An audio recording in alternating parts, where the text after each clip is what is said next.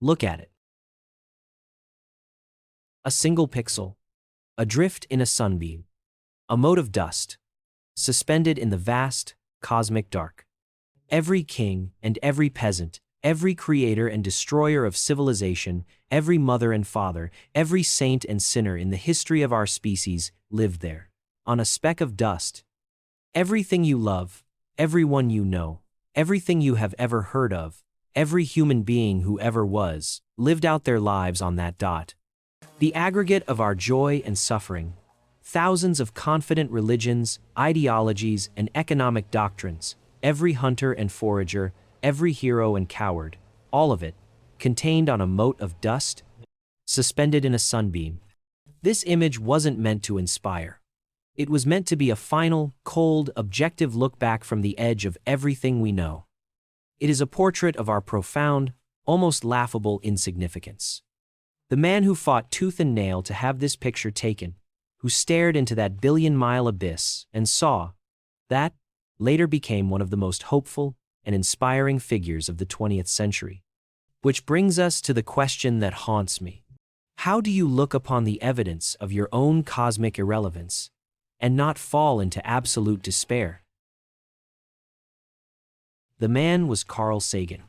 To the world, he was the brilliant astronomer, the poet laureate of science, the creator of the groundbreaking series Cosmos that brought the universe into the living rooms of 500 million people.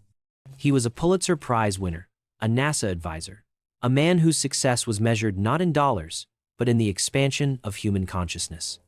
His work is a cornerstone of modern study motivation for countless aspiring scientists.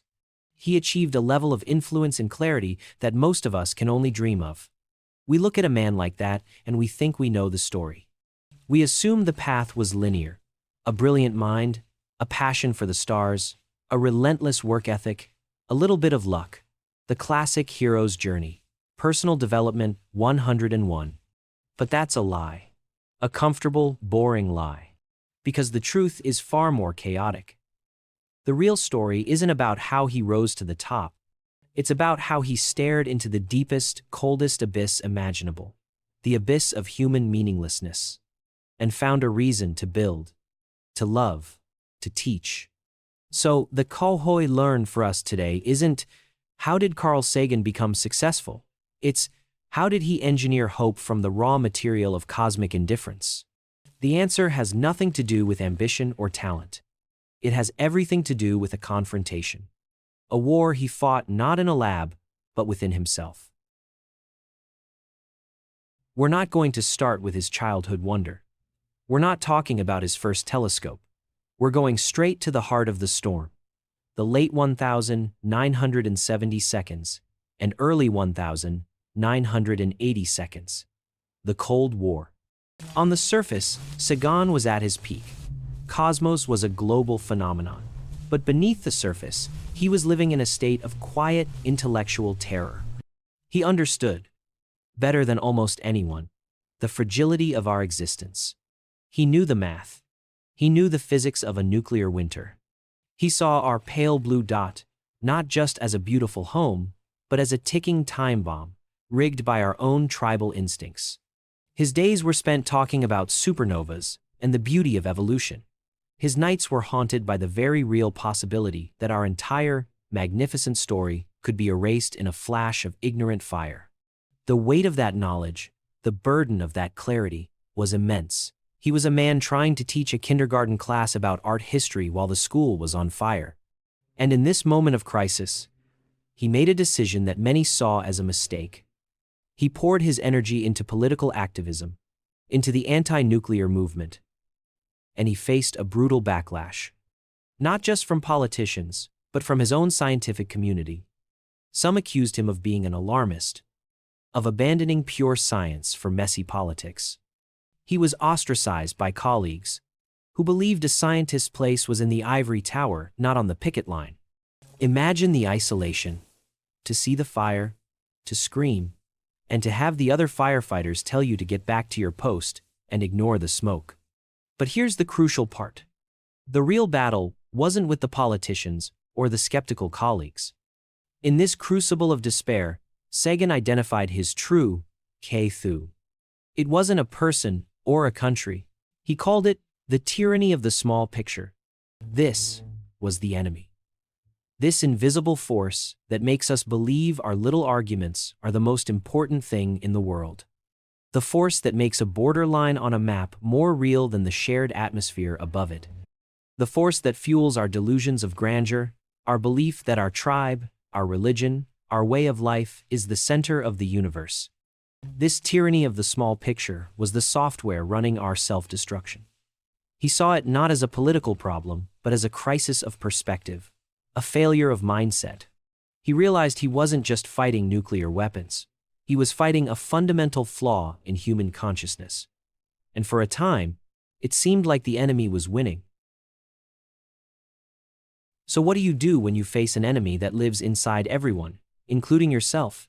The conventional logic says, you fight harder, you shout louder, you push your agenda with more force. You stay hard and power through. Sagan learned the opposite. The lesson he pulled from the brink of this despair was completely counterintuitive. The lesson was this: our insignificance is not our weakness. It is our salvation. Think about that. It's not about ignoring our smallness or pretending we're more important than we are. It's about embracing it. He realized that the tyranny of the small picture thrives on self-importance. It feeds on ego. The only way to defeat it is to starve it. And the most powerful weapon against ego is a dose of cosmic perspective. The realization that on the cosmic stage, our squabbles are meaningless. This realization doesn't lead to apathy. It leads to a profound sense of relief. It liberates us. It's a spiritual journey that forces us to see that the only thing that truly matters in this vast, silent universe is each other. The only home we have is that single pixel. His philosophy was shifting from one of fear to one of profound responsibility. To understand how he weaponized this idea, we have to rewind. But not to the beginning. We go to a single, defining habit. A simple, almost childlike practice that was the seed of his entire philosophy. From a young age, Carl Sagan was a relentless questioner. But it wasn't just, why is the sky blue? It was deeper. He'd look at a tree and not just see a tree. He would see a machine powered by a star 93 million miles away. He'd look at his own hand and see star stuff. The carbon, the nitrogen, the oxygen forged in the heart of a collapsing star billions of years ago. This was his secret. A relentless, daily discipline of recontextualization. He constantly practiced zooming out. He cultivated an abundance mindset, not for wealth, but for wonder. While we see the world on a human scale, he trained his mind to see it on a cosmic scale, every single day. This wasn't just an intellectual exercise. It was a deeply emotional and spiritual practice. It was the foundation of his self-development. But let's apply the soi roi kuit diem, the flaw spotlight. This practice also made him difficult. He had little patience for ideas that were not grounded in evidence. He could be intellectually brutal to those who promoted pseudoscience or fuzzy thinking. In his relentless pursuit of clarity, he sometimes struggled to connect with people on their own terms. He saw the small picture as a dangerous disease and could be dismissive of those infected by it. His journey, then, wasn't just about understanding the universe. It was about learning to translate its terrifying, beautiful truths in a way that didn't crush the human spirit, but elevated it. He had to develop his own emotional intelligence to match his intellectual brilliance. He had to learn that you can't force someone to zoom out. You have to invite them on a journey. And Cosmos was that invitation. The pale blue dot photograph was the final destination. So how do we make this practical? How do we use this in our own lives when we're facing not nuclear war, but a difficult boss, a family argument, or our own inner critic? Sagan's life gives us a formula. I call it the pale blue dot protocol. It's a 3-step manifestation technique for perspective. Step 1. The zoom out. When you feel overwhelmed, angry, or anxious, close your eyes. In your mind, literally float up from your body. See yourself in the room. Then float higher. See your building, your city, your country. Keep going until the earth is just a marble, then a pinprick, then a pale blue dot. See your problem shrink with the perspective. Step 2. Name the tyrant. Acknowledge the tyranny of the small picture at play. Say to yourself, my ego is making this feel like the most important thing in the universe. It is not. This act of naming deflates its power. It's an act of pure discipline over your emotional state. This isn't about suppression. It's about recognition. Focus on yourself and your internal state. Step 3. Find the shared sunbeam. Now, look at that tiny dot and remember that everyone you've ever known and everyone you're in conflict with is on that same dot with you. We are all, together, suspended in that same sunbeam. This thought doesn't solve your problem directly, but it changes the emotional energy around it. It shifts you from a mindset of conflict to one of shared existence. It makes you grateful for the dot itself. It's the power of positive thinking backed by cosmic truth. And now, we return to where we started. That cold, lonely pixel. That portrait of our insignificance. And we can finally answer the question, how do you look at that and not feel despair? You realize the photograph was never about our smallness. We were wrong. Sagan's final, brilliant lesson was that the two ideas are not opposites. The photograph is about the breathtaking preciousness that comes from our smallness.